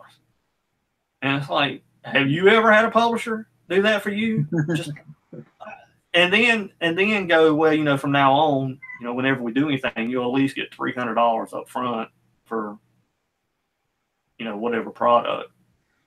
I don't know. In 25 years, I've never had a publisher give two craps of whether or not my family's going to be eating come tomorrow or not. So he has my loyalty. I had someone promise me something like that, but reneged on it. Well, that's even worse right there. I mean, especially if you're expecting something. But again, it goes back to the fact he had enough. He was concerned enough with me that he called me, you know, and said, well, let me get you this money. All right, let me make sure that y'all can make it until I pay you the $7,000 that's coming from, you know, the fundraiser. And to me, that speaks volumes of anything. I mean, you can think the deal is horrible. I want to be associated and work with people that actually value me as a human being, other than just a piece of, I'm going to produce art that's going to make money for you. Right. And I don't know, it just seems like James is taking it to another level that I just don't understand what he's doing. I'll read it later. And it's nothing against him. I guess I was a little confused, as in, because what Vox told me, he said anything that you guys do at Freedom Forge, I'll publish and I'll print. Right. So why do you want to deal with distribution and printing when you have a company that already has that built in? I don't.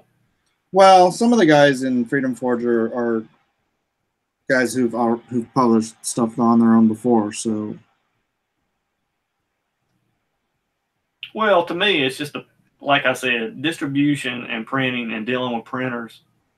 Man, that is the biggest pain. And you want to tell? I'll tell you what sucked the life out of me in doing comics is when, you know, after I did that Kickstarter and it was successful and I had to mail out all that crap, and it's just like, oh my gosh, man, I never want to have to do this again. Yeah. I never want to have to go, because it literally took me almost a year to get it all sent out and done, you know, and that was a year I could have been working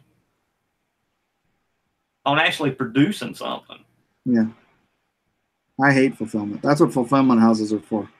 Yeah. It's like, I just want to focus on creating it. That's the only thing that really brings me joy. Mm-hmm. I don't want to deal with sizing it for print. I don't want to deal with, you know, having to kiss everybody's butt and marketing, you know, push it like I'm a used car salesman. I don't have it in me anymore. I'm just too old to do that kind of stuff. And if somebody else wants to do all that, that's fine. But I guess I misunderstood what we were trying to do with the Freedom Forge stuff. Well, we're not trying to be a publisher. And if anybody in Freedom Forge wants to go with Vox, then God bless them. Let them go ahead. Well, yeah, but what I'm saying is the way James is making it out is like he does want us to be a publisher. Like we would basically be, which I don't have a problem with that either, except, man, you know, I do have a brand. You know, Alpha Dog Studios is known somewhat. I mean, it ain't like it's that huge, but it's huge enough to where I do have fans in it. And it took me a long time to produce that kind of stuff. And I just don't want to hand it over to. Did you give Freedom Forge your mailing list? Dude, I tried 3 times. 3 times, man. And AOL is a piece of crap. I'm going to tell you that right now. I hate AOL. I wish I'd have never started with them back, you know, in 30 years. Yeah. I mean, you know, it's like, man, I wish I'd have known how horrible they were going to be, because I literally have tried to transfer it 3 times, and I got so pissed off with it, I had to stop, because I was going to throw my computer out the window if it did it to me one more time. And I haven't went back to it. I need to get back to it and send it to him, because I said I was going to do it, and I'll do it. Every time I would copy it, it would delete it. Really? Yeah, man. It was like, I don't understand what is going on. It's almost like AOL thinks you're going to take that list and move it to another email. You know what I'm saying? Like, and you'll start using that one instead of using theirs. And, or at least that's what I think. I could be wrong. I mean, I'm so paranoid now that everybody's out to get you. That might not be That might not be the truth, but I don't know. Are you seeing this? I looked for this the other day, and he's right. Mike Barron, he posted up that Facebook deleted the Comic-Cons button on his list. I didn't even. I don't think I even had it on the side of mine. I did. I had it too, and I was looking for it the other day because I was going to post up about what Vox had said, and I literally couldn't. I was like, man, where's my shortcut? Like, it's just not there anymore. And it didn't even show the group, period. Like, it was no. I mean, I'm looking at my shortcuts right now, and there is no Comic-Con on there. Do you think Facebook would actually do something like that? I have no idea. I don't think we're that big of a community. I don't either, but you just, again, I was a nobody, and they went after me like I was the king of comics.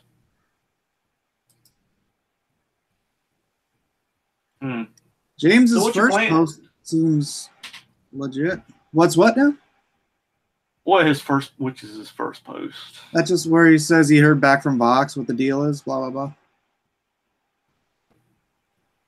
Yeah, I mean, I'm saying, again, I'm a little confused. I didn't think we were actually trying to build a... I thought we were basically trying to build a banner that we all could work under. Yeah. And support each other. It's a consortium, not a publisher. Right. And I think James has a little bit different.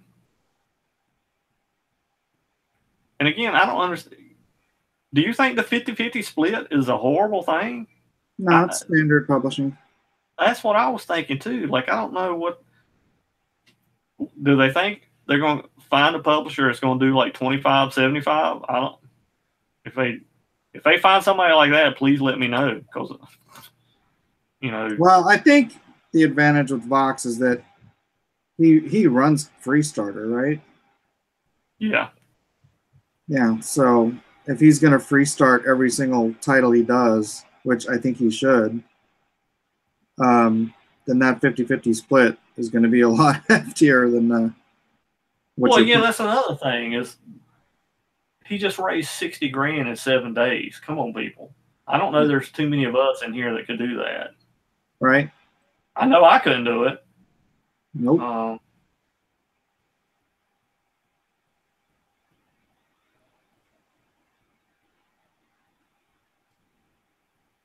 Man, we need to do a... There's 3 people watching us just talk about nothing. If anybody has any questions, just type them in the chat box.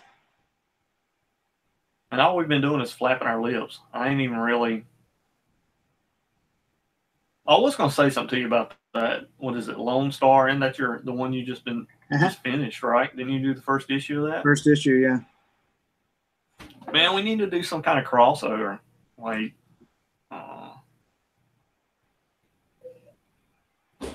not saying that you have to draw it or something like that. I'm just saying put the characters together. And I mean, there's plenty of artists I know that could do it. Just, I don't know, to help Brandon and help getting the character out there. That kind of thing. For both of us, not just, I have the whole story, the whole first story plotted. If you want to read it. Yeah, man, please email it to me or send it to me, and I'll check it out. Have you thought about doing any kind of crossover or anything? Well, the first story plants the seed for my next property is the Atomic Family, Nuclear Family. Nuclear Family. Yeah. The All-American Nuclear Family. And I wanted to tell you too, don't change the name of your character because of that one thing I posted up. Yeah. Like that. Well, I mean, I was just kind of. I actually Googled it to see if there was a character called Alpha Man. Yeah. And there wasn't one, and I was thinking, well, And I'm sure there's probably some kind of creator-owned guy out there that probably has Alpha Man as a character. But I was just thinking, man, I wanted to create something that would really just the SJWs would just hate. And I was thinking, you know, they hate the whole 80s kind of vibe where the guy is really macho and he's you know what I'm saying? Like, you know, and he thinks women are hot, or he thinks they're, and I'm not saying do it as a satire or anything like that. Do it, take it seriously in doing it, but you know, just know that when you're doing it, that these guys are gonna go, oh my God, you know. And not only that too, I think kids need some kind of, boys need heroes, man. They need people that act like men and don't act like women. You know, it is like you said earlier about they go into stores after watching these movies and all they find is female Thor or female Iron Man, which I don't even, the Iron Man thing is so stupid. I can't even wrap my head around the Iron Man thing. And I can't stand, I'm going to tell you right now. Yeah, I mean, I'm kind of worried about the new Marvel, what is it, the next stage of their movies.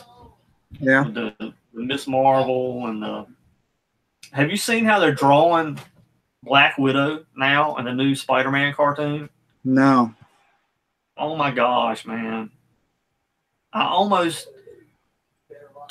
made a copy of it to put in the forum because it's online.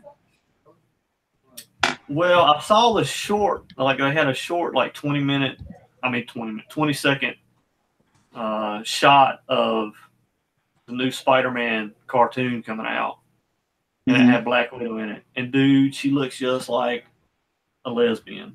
I mean, she's got the shaved head with just a little bit of hair coming out of the top. And I was just like, oh my dude, what the freak, man? Black Widow or Black Cat? No, Black Widow. Black Widow. I don't see anything online like that. Hold on, let me see if I can find it for you. I watched it maybe 2 nights ago on, again, when I'm laying in bed watching. I spend more time actually on YouTube than I do anything else. Ain't that sad? Let's see.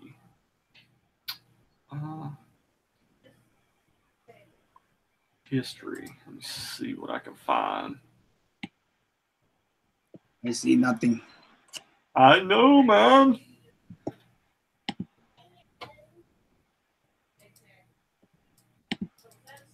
When I show it to you, you're gonna be like, it's gonna freak you out because I just, if you can't see the agenda driven and that kind of nonsense, I don't know what you're.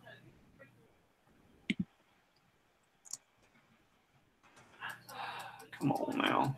See, the problem is I've watched so much stuff on YouTube. It's hard for me to find something. I can't remember, what is the new Spider-Man cartoon called? Is it Spectacular Spider-Man or is it just Spider-Man? I have no idea. I have no idea. It's actually pretty good.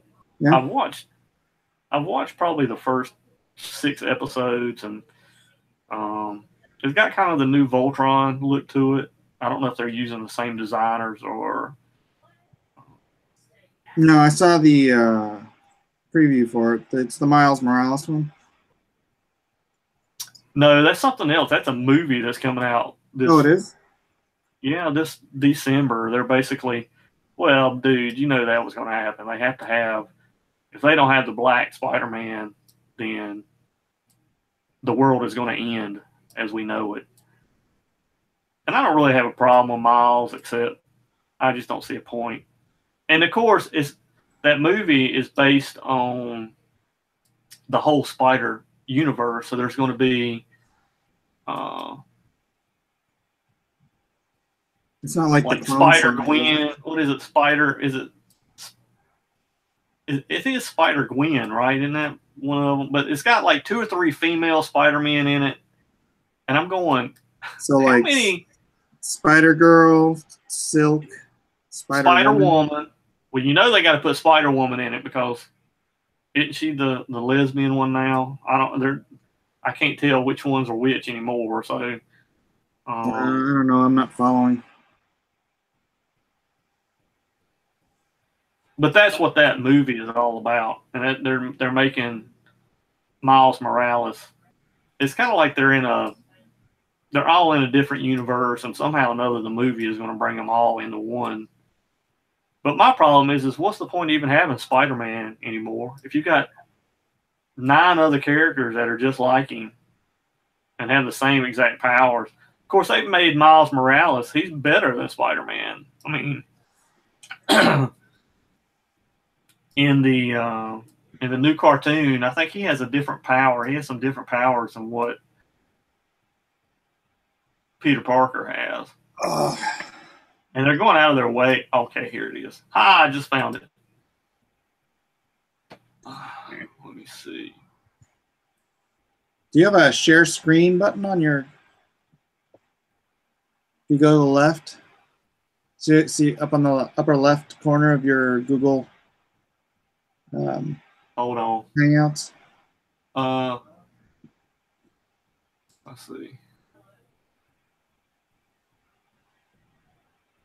Screen share? Is that what it is? Yeah. Is that what you're talking about? Yeah, hit that. Okay.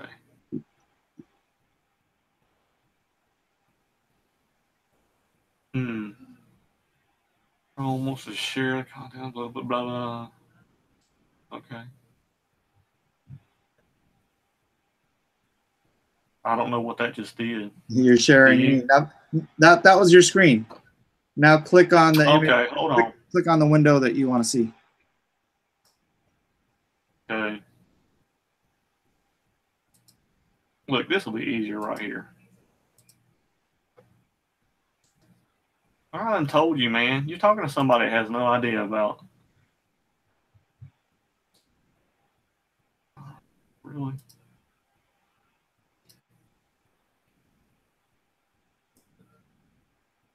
I'm looking at your screen. You could have just shared that.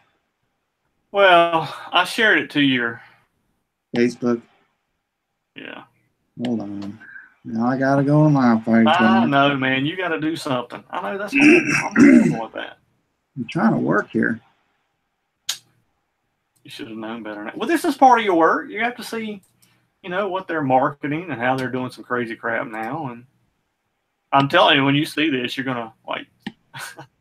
You're like, man, that is not freaking. All right, turn your screen share off. How do I do that? I would assume going back to the other picture. Screen share. What do you mean go back to the other picture?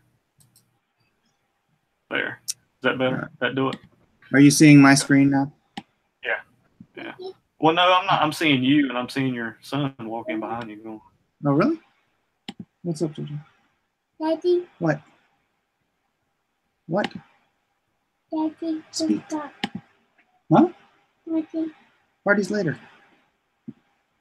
Oh, Mommy. That's funny. I didn't get the. Did you send it?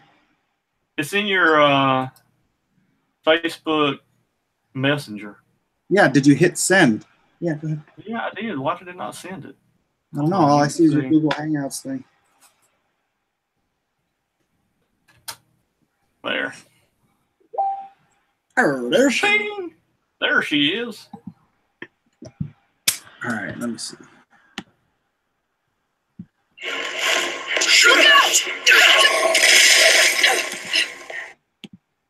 Let's put this on.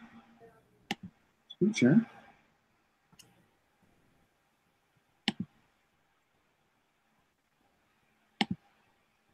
Oh, now I see it. Look at you. Look at you knowing what you're doing. Crossbones with spider powers? That's kind of unfair. You were right, Spider Brat. I was a late bloomer.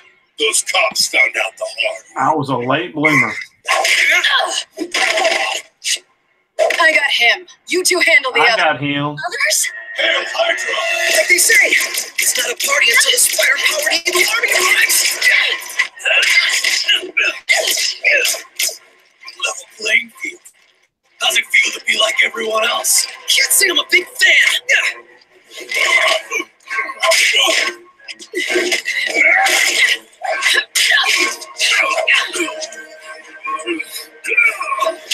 Oh, dude, man, that design is killing me, man.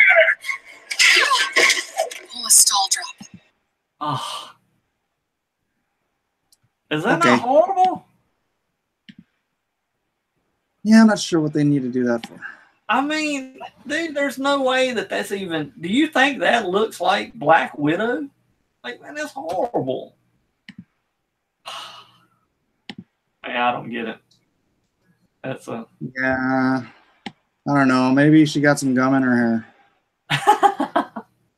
Well, like I said, I don't know what they were thinking. I mean, to me, it looks like a female lesbian who, you know, I don't know too many normal women that try to shave their head to look like a dude. you know what I'm saying? Like, it's just. I don't know. She's not not my favorite look for her. No. And can you imagine any fan, a male fan, coming up to you going, dude, could you please draw me that new Black Widow design? I have to have her bald, man. I have to have that. What? I mean. Can you make her Come hair on. blue and like put a nose ring in her face? Yeah, it's like I don't know. I don't know what they're shooting for with that. Well, again, I think that has more to do with she's got to look masculine. She can't look female. Yeah, Well, they isn't want to take all the sexy characters away. yeah, well, isn't there some kind of rule going around Marvel now that you have to draw women pretty flat-chested and not really? I have no idea, man. I don't know if that's true or what. Well, All right, man. I think this thing's gone on long enough. yeah, I'm surprised we've had 3 people. Like, I mean, I don't know what to say, man. But I had fun. It was fun. Yeah, it kept me busy. Hopefully, you got some work done too. Randy can't even work. Look at that, man. You've been busting your hump. What do you Wow. think I've been doing? Wasting my time. Yeah, that's really nice, dude. I love the detail you're putting on the armor and stuff. Well, thank you, thank you. That's hot. Yeah, man, that's nice. Too, Yeah. you know, before we leave, I'll send you that info on doing the covers too. Okay. And just get back with me, and we'll head it from there. And next time, anytime you want to hang out again, just let me know, brother. I'm around. I don't go anywhere for the most part. You got except it. the doctor's office. So, Yeah, I'm just, this room's usually filled with kids, so finding time to have a chill hangout is not, it's not as easy as I got 2 of them. My wife has been in there the whole time we've been online going, stay out of our room. Your dad is on video with somebody. Y'all go running through there. And so she's been putting the clamp on them for the last, how long? We've been on here for a while. Yeah, I don't know. 2 hours? Jeez. Isn't that crazy? Yeah. It was nice seeing you and talking to you again, brother. We need to get back together You too, sometime. It's been too long. But I'll let you go. And like I said, I'll be in touch. And anytime you want to hang out, just let me know. You go get those elves back to work, Santa. Somebody's got to do it. I'm a slave driver. See, that's it. Why hadn't that been brought up? Ain't Santa a slave driver? Don't he own some elves, make them work? Okay, that's a whole other conversation. I'll talk to you later. All right, man. Bye. Later.